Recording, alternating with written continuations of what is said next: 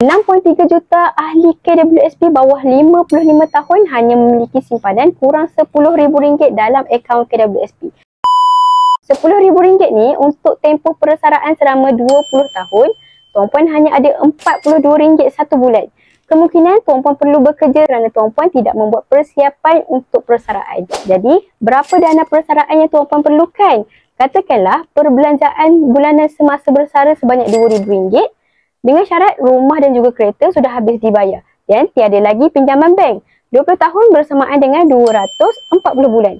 Jadi RM2,000 darab dengan 240 bulan bersamaan dengan RM480,000. Tuan-puan boleh ubah nilai ini mengikut belanja bulanan yang tuan-puan mahu. Jika tuan-puan mahu bersara dengan perbelanjaan RM5,000 sebulan, jadi RM5,000 darab dengan 240 bulan sama dengan RM1.2 juta.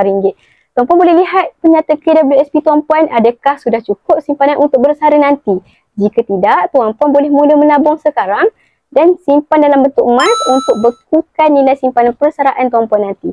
Kerana duit semestinya mudah bocor, emas ini mengekalkan nilai simpanan dari jatuh akibat inflasi. Tuan-puan yang berminat untuk alihkan sebahagian simpanan tuan-puan ke dalam bentuk emas, boleh sahaja rujuk pin video ataupun klik sahaja link di bio untuk saya bimbing sebaiknya. Teruskan follow saya untuk lebih banyak ilmu emas dan kewangan.